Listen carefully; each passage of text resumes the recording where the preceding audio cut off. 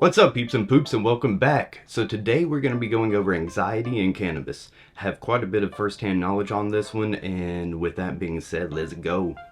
Anxiety disorders are one of the most common mental health disorders, and it affects millions of people worldwide. Anxiety disorders are characterized by persistent and excessive worry of fear that interferes with daily life. Let me just start off by saying that I'm somebody who has been anxiety-ridden, pretty much my entire life, as far back as I remember, actually, just processing things over and over and over and over and over, until it just, was killing me on the inside. And there's nothing you can do about it at the time, because, you don't know what's going on. But then, you do find out that it is anxiety, or depression, or PTSD, or any other mental disorder. You're just gonna have to find out about it progressively, right? My first anxiety attack happened in the middle of the night, and it woke me up, and I had to go throw up. And I was throwing up and then washing my face with water and just doing this over and over again, and I hadn't drank, I hadn't eaten anything. I had eaten dinner, but it wasn't that, and I just remember feeling my body, feeling like I was going to have a heart attack. But luckily, I went to the doctor and I found out that I do have anxiety disorder, and I'm okay with that. I've grown comfortable with it. I've learned how to control it, and I've learned what I can and I can't do. And I've figured out, that cannabis can be a treatment. It can also make it way worse. And I'm going to go in a little bit about that and try and help you figure that out as well. And keep in mind, you can be going through this at a very young age, and where it can wait and happen to you later in life, because mine didn't hit me until I was 21, 20 or 21. And I'm talking about panic attacks, not just overall anxiety. That's when my panic attacks started. And like I said, I thought I was sick or having a heart attack or had food poisoning. I really had no idea what's going on. But anyways, without further delay, let's go ahead and crack on into it. And I'm going to say, as a medicine, cannabis can be extremely helpful with anxiety, or it can actually backfire on you and go the other direction if you don't know what you're looking for when it comes to your strains. And with anxiety disorders, there are several treatments that are available, and I'm talking about medication, therapy, and even lifestyle changes. Believe it or not, exercise is the best thing that you can do for anxiety. Research has shown that cannabis may have positive and negative effects on anxiety. Some studies have suggested that cannabis may reduce anxiety, while others have found that it may worsen anxiety symptoms. One potential benefit of cannabis for anxiety is its ability to induce relaxation and to reduce stress. THC has been shown to activate the body's stress response system, which may help us actually reduce our anxiety.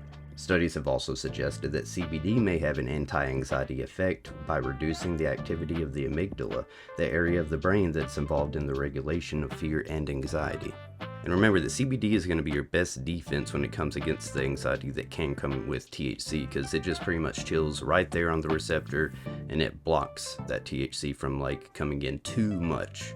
And also, if a panic attack or something has already started, you can use CBD to get out of it as well.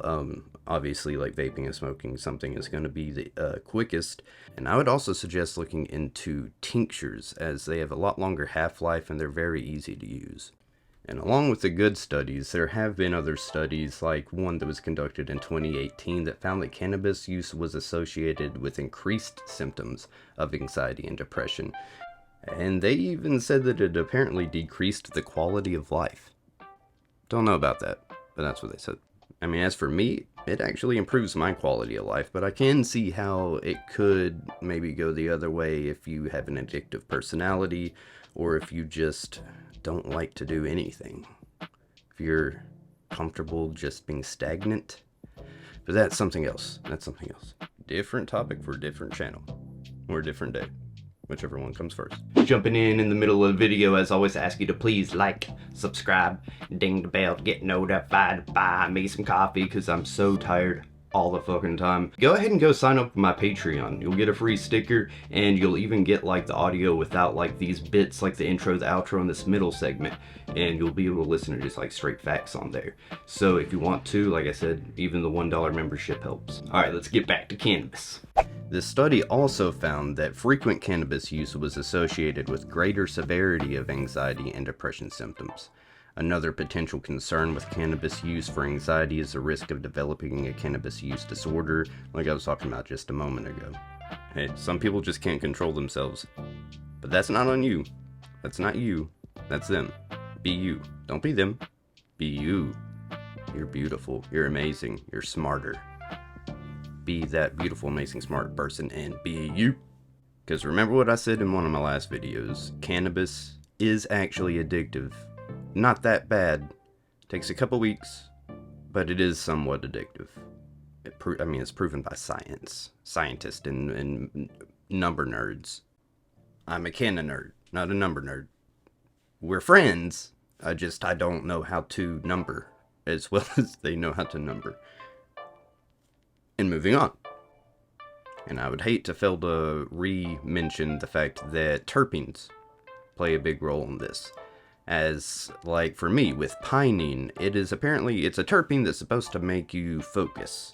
And for a lot of people it does, and it works great. For me, it causes an instant panic attack. So when I go and buy my medicine, I have to make sure that it does not contain pinene in the top 3 terpenes. Otherwise, it's just going to be a bad time, and it's going to do the opposite. And I haven't waded through years of scientific research and my own process of elimination for nothing to just keep having anxiety. I mean, I like to use it as a medicine, so that's what I'm going to do. I'm going to be looking for what the best one for me is. And with terpenes, you're going to have to do that too. You may have to go through a few strains before you even find one that works for you. And hopefully it happens fast. But I know for me it's taken me a while, so that's why, I'm here doing this.